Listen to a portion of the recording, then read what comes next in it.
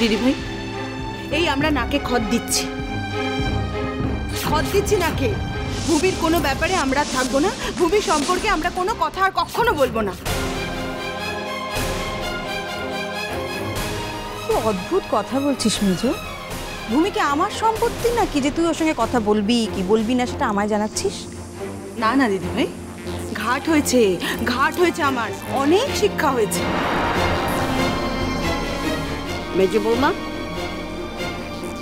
শুভ, তোমাকেও বলছি স্বার্থে অন্ধ হয়ে যেও না। কোন দিন যে বুমেরাং হয়ে তোমার বুকে বিঁধবে তা কিন্তু তুমি নিজেও জানো না।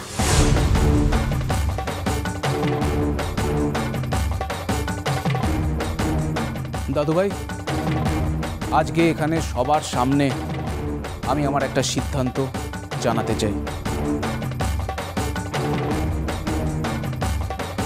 আমি চাই না আজকে থেকে আমার আর ভূমির ব্যাপারে এ বাড়ির আর কেউ কোনো কথা বলুক।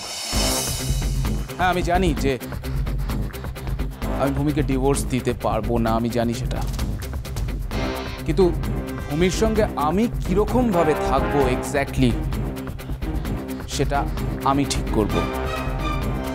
আর এ ব্যাপারে আমি আর কারোর কোনো কথা শুনবো না।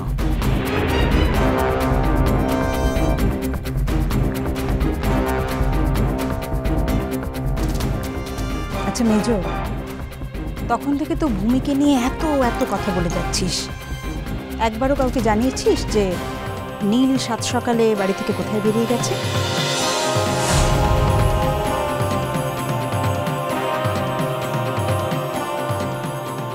কি মেজো ঠাকুরপো, কোথায় পাঠিয়েছো তোমার ছেলেকে বাড়ির বড়রা জানে? না, আমার ছেলে যে ডিভোর্স করতে গেছে সেটা কি ঢাক পিটিয়ে জানানোর মতন কোনো কথা বড় বৌদি?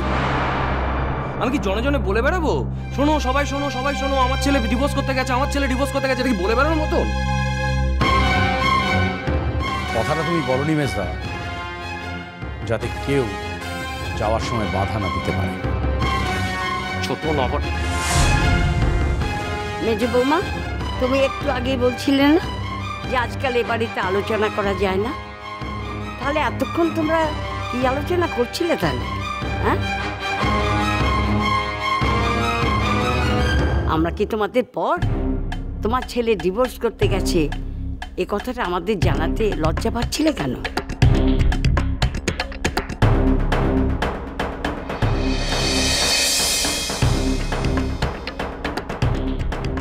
ডিভোর্সটা তাহলে হচ্ছেই?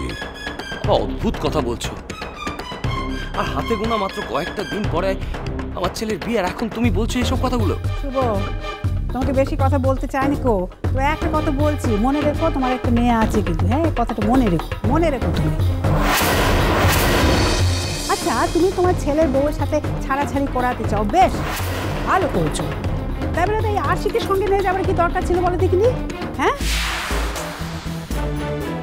কে কোন কালে শুনেছে পুরনো বউকে ছাড়াছাড়ি সবাই হবু বউকে সঙ্গে করে নিয়ে যায়? কে শুনেছে বলো দেখিনি? হ্যাঁ, ওই মেয়েটার নিঃশ্বাস কি তোমাদের সংসারে পড়বে না ভেবেছো কি? আর মা, তুমি বুঝতে পারছো না কেন? যদি নীল বাই চান্স দুর্বল হয়ে পড়ে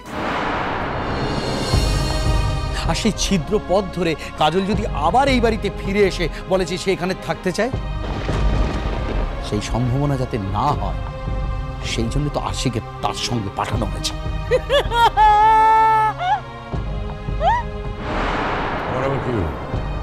এই ভদ্র করে ভেগা করে চাইছো কেন?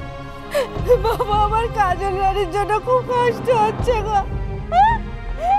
পৃথিবীতে সবাই তাকে দুঃখ দিলে আমিও তার নামে মিথ্যে কথা বলে তাকে দুঃখ দিলে আমার বড্ড কষ্ট হচ্ছে।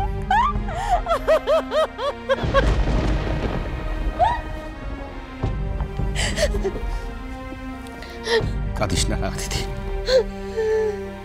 মিথ্যে কথা বলে তুই খুব বড় অন্যায় করেছিস।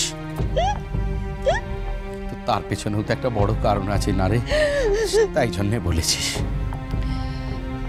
কিন্তু এরা সকলে, এদের তো কোনো কারণ নেই। এরা একটা নিরপরাধী মেয়েকে তাকে অপরাধী বানিয়ে তার কাছ থেকে সমস্ত অধিকার ছিনিয়ে নিয়েছে এরা সকলে।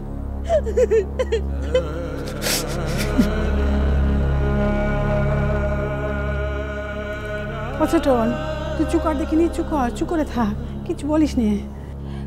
কথা না বলতে বলতে মা আমি তো বোবাই হয়ে গিয়েছিলাম।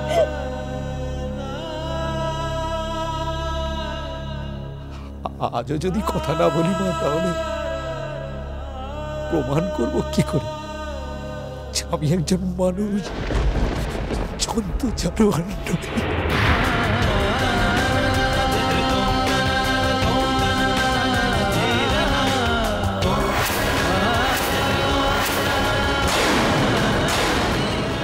এসো এসো এসো। তো মামুনি এসে গেছে। আগে আমি তোমার মা বাবার কাছে তোমাকে পৌঁছে দিলাম, এবার তোমার যেখানে খুশি যাও।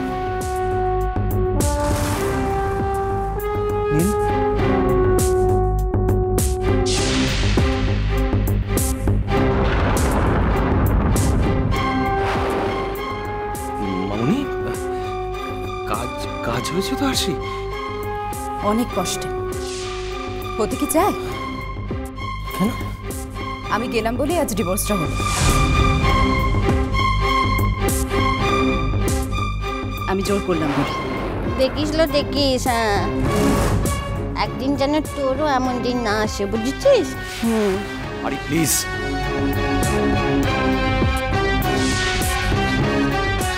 It's okay uncle. রাঙা পিসির কথা ধরবো এতটা বোকা মেয়ে আমি অন্তত না না। এনিওয়ে, তোমার ছেলে তো ওখান থেকে বেরোনোর পরে বায়না করছিল যে ও আজকে অফিসে যাবে। কি? হ্যাঁ, আমি ওকে এখানে জোর করে নিয়ে আসলাম। অফিসে যাবে? কি রে নীল, তুই যে বললি আজকে তুই অফিস ছুটি নিয়েছিস, অফিসে যাবে কি রে?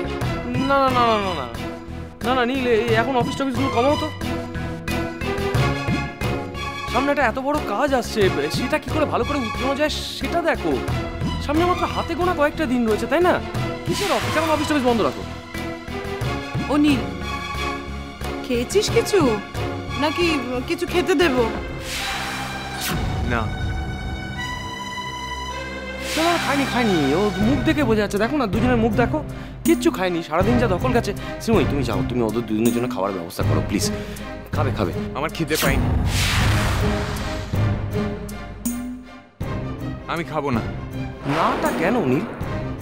কেন খিদে পাইনি আমি তো সেটাই বুঝতে পারছি না। ভালো করে খা না, খাওয়া দাওয়া কর, শরীরটা ভালো লাগবে। ভালো করে তুমি ব্যবস্থা করো তো, ভালো করে খা করো। আমি তোমাদের হাতের পুতুল নাকি বাবা? আমার খাওয়া, ঘুম, অফিস যাওয়া সব তোমরা কন্ট্রোল করবে?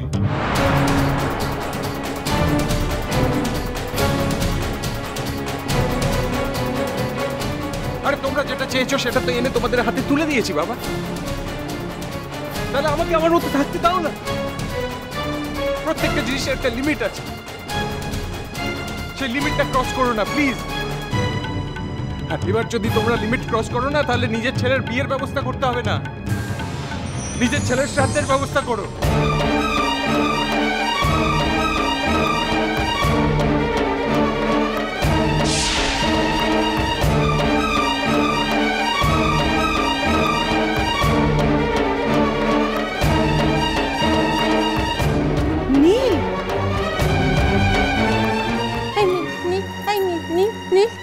কাজল রানীর জন্য তোর খুব কষ্ট হচ্ছে না রে? হ্যাঁ, খুব কষ্ট হচ্ছে না কাজল রানীর জন্য? আমারও খুব কষ্ট হচ্ছে। আমার বুকের ভেতরটা কত আচর পাচর করছে। আমারও ছোট মতো কাজল রানীর জন্য খুব কষ্ট হচ্ছে।